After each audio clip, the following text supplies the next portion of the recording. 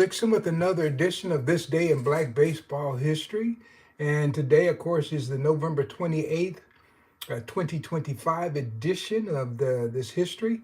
And if you've never joined me before, and I get the feeling that we've got some people off work, maybe you're watching football, maybe you're traveling, or maybe you're just out there, just sitting at home looking for something interesting on the internet, well, you found something that you can listen to.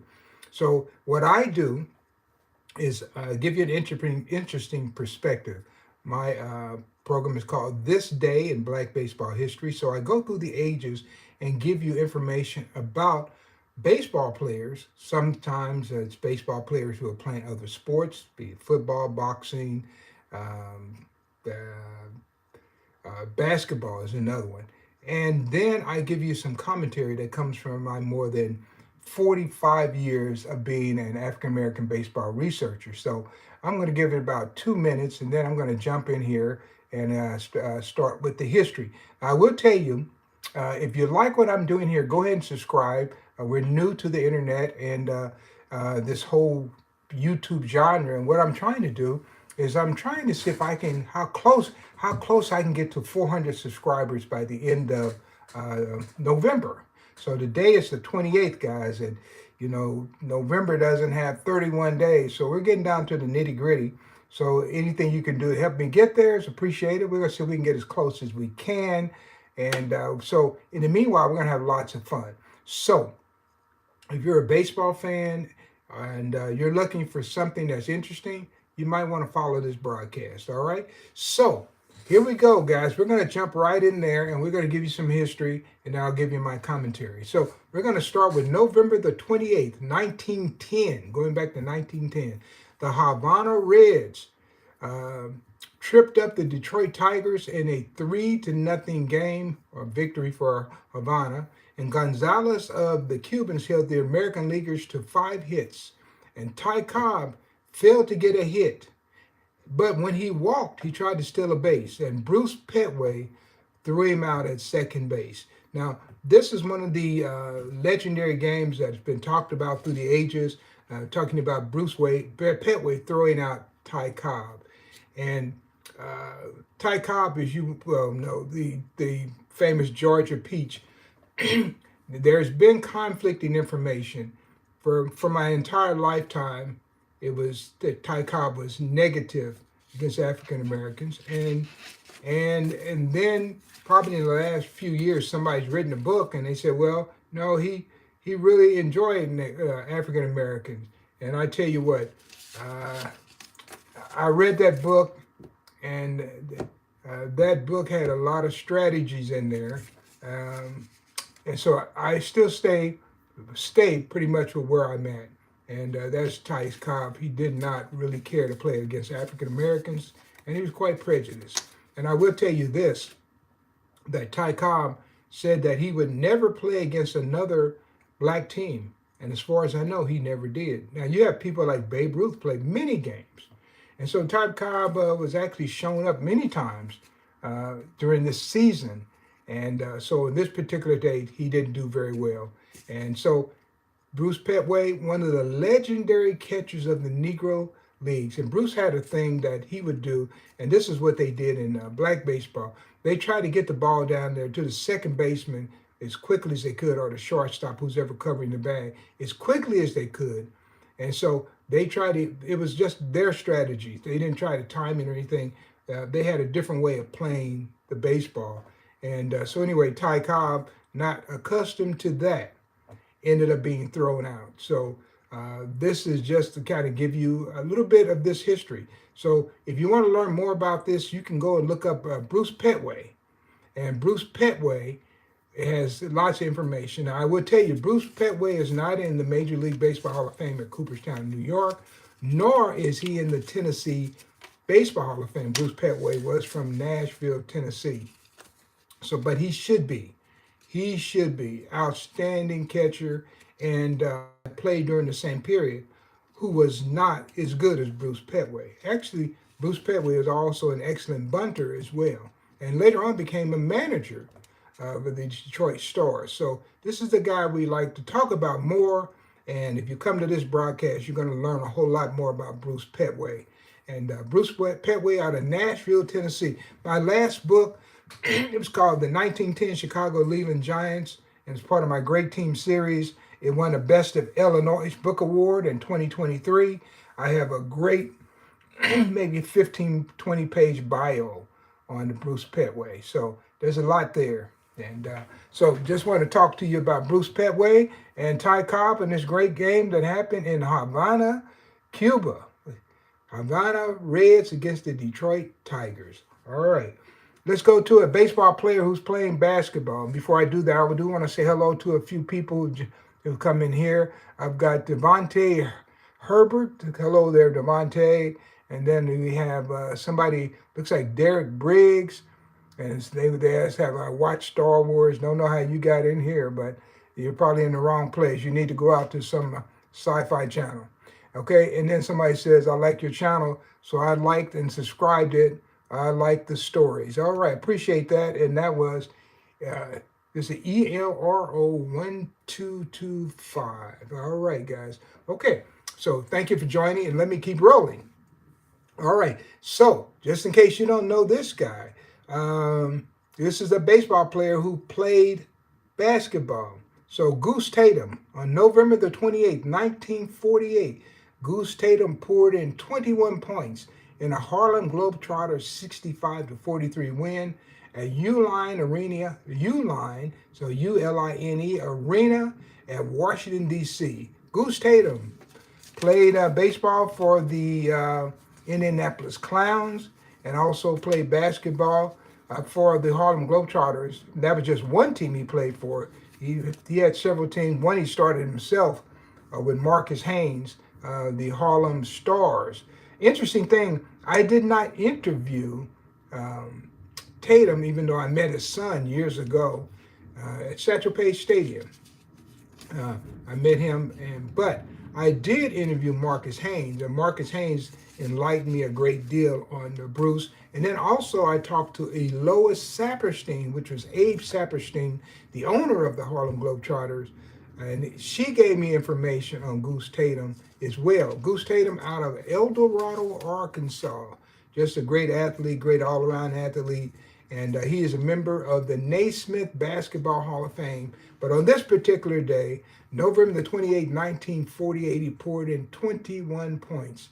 Good day. But once again, there's a guy that, most people know him as like the funny man, but they don't look at him as a serious athlete. Yeah, he was talented. And a good friend of Satchel Paige, by the way. I might mention that. I talked to Satchel Paige's daughter, and they said he would come by the house. He was a personal friend.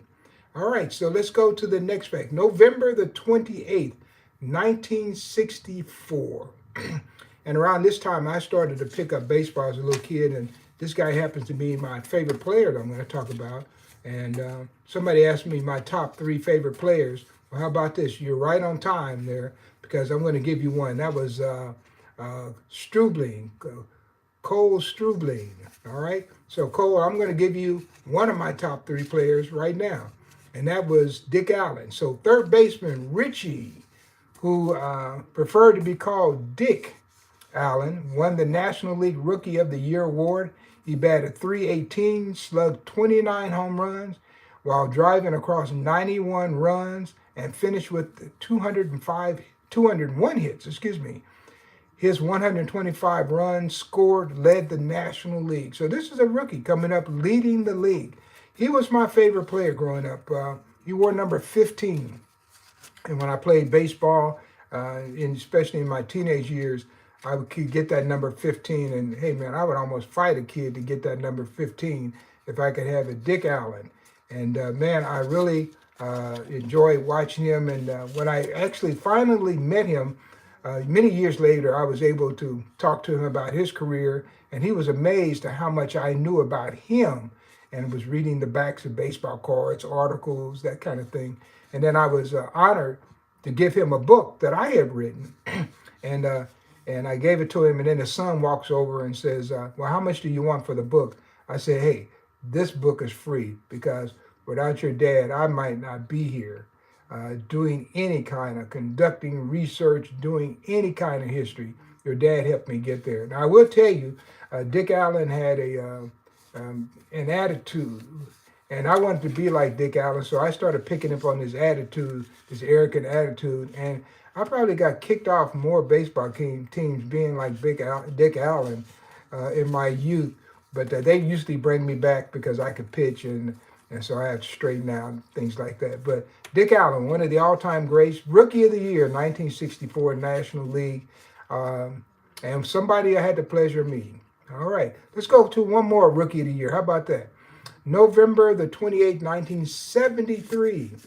Former second lieutenant and Vietnam veteran Al Bunbury, a .333 hitter, is a member of the Baltimore Orioles, is named as the American League Rookie of the Year.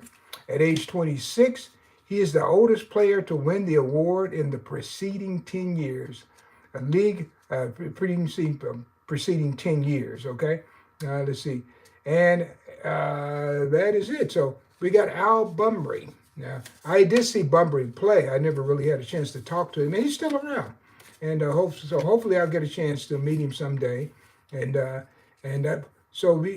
get to the 60s, and now you got, well, actually in the 70s, you're starting in the 60s, you're starting to have Vietnam vets pouring into Major League Baseball.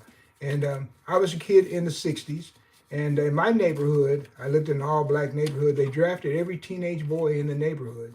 So all of a sudden, we're 11 and 12, we're the oldest kids in the neighborhood because all the teenage boys were drafted into the Vietnam War.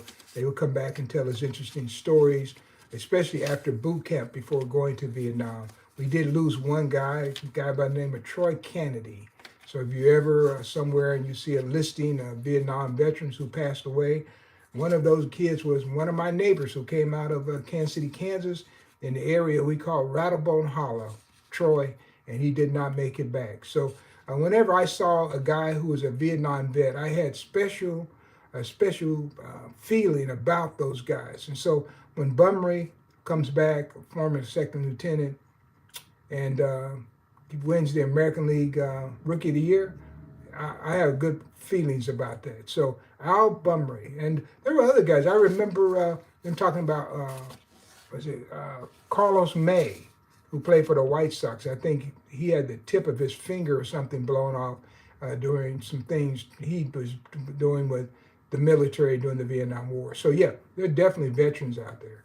So yeah, and if you follow baseball through the 60s, they would mention that these guys had military service in their background, especially the Vietnam War.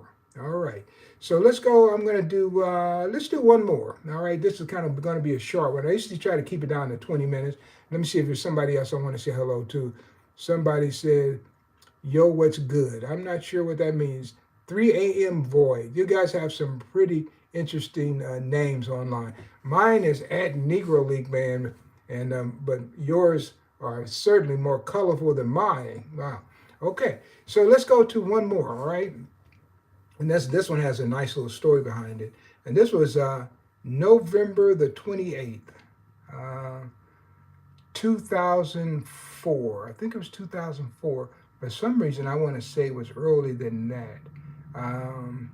But definitely, the story I'm going to tell you was definitely earlier. But November the 28th, 2004, former Kansas City Monarchs pitcher Clifford Connie Johnson died in Kansas City, Missouri.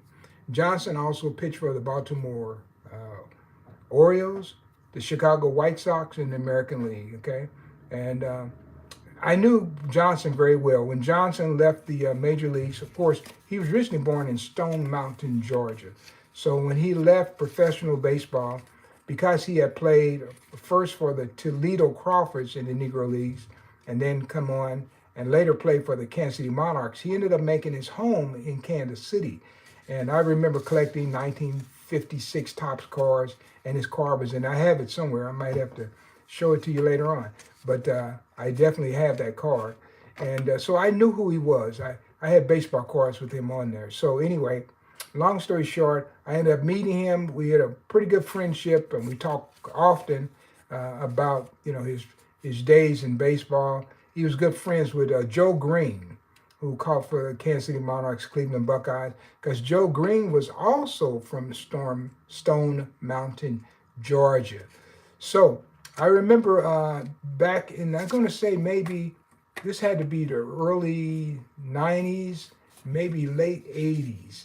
And I was doing African American baseball research, and I wanted some of the old timers to meet some of the younger players because that wasn't happening. The National American League teams, they didn't invite Negro Leaguers to the park. They didn't do that until later on. So I took it on my own to set up a luncheon for Connie Johnson. It was a pitcher who played for the Baltimore Orioles named Ken Dixon. Now I ended up I was writing for the Kansas City Call, and then I was interviewing Ken Dixon, and we kind of hit it off because we had the same last name. He was from Virginia, and of course, no relation to me, but he had the same last name, Dixon. So he'd always see me. He'd say, "Hey, Dixon." I say, "Hey, Dixon." So that was Ken Dixon right there, right? So we kind of hit it off, and so I said, "Hey, Ken, I know a guy who used to pitch for the Orioles. Would you like to meet him?" He said, "Yeah, I'd love to meet him." And so I set up a luncheon for Connie Johnson and Ken Dixon to meet each other. It was at the old Adams Mark Hotel right across from the stadium. And that's where the Orioles were staying when they came to Kansas City. So they meet, they have lunch, they have a really good conversation. And I was there for part of it, and I had to go back to work. But they continued on with their conversation till Ken had to go to the ballpark. And so it was really interesting because Ken never heard of this guy before. And Connie was giving him wisdom. They talked about pitching. They talked about life as a professional baseball player. And Ken just had a few years in at that particular time. He was a starting pitcher for the Orioles. So I walked away, and they continued to talk. And interesting thing, about a week later, Connie held the record, and I'm trying to think what the record was, for the most Orioles struck out in a game. He held that record. And Ken Dixon was kind of a strikeout pitcher himself, but never had approached that record. Ended up, the next time he went out to pitch, he broke the record for the most strikeouts in a game, or something like that. And he exceeded Connie Johnson's record, a man he had just met a week before. And I was so happy to put that together. And I wrote an article about that for the Kansas City Call, about this whole meeting and what had transpired. And I showed the power of these current athletes rubbing shoulders with the pioneers, the guys who really integrated the American National League and having really good conversations. And that was a true story. Connie Johnson meeting Ken Dixon. And if I get a chance, maybe I'll pull that article out because I do have a copy of it somewhere. And maybe I'll read it back to you guys and you might find it interesting. I probably should have done that today. I didn't think about that. But anyway, that's the kind of things that I did to help this history become what it is today. And you go some places and you won't see my name listed in anybody's Hall of Fame. And that's okay, because I know that my work has not been in vain. And so, as I continue to do more and more work, I want to thank you guys for all of your support and everybody who listens to this broadcast for supporting me for more than 40 some odd years. I've got 9-10 books out there, award winners, not just a book. There's a difference getting a book. And, I don't give you this fluff, this New York Times bestseller. Yeah, you can be a New York Times bestseller simply because you know a lot of people know your name. But that doesn't mean your book is any good. So I try to write good books. And the thing that I always tried to do was I tried to write books. And this is how I chose my topics and how I will continue to choose my topics. I wanted to read books that I wished were there for me when I started in this endeavor of reading baseball history. And believe me, if you started in baseball when I did back in the 60s, guys, you hardly heard anything about a Negro League player, a black player, if it had to be somebody who was in the American National League.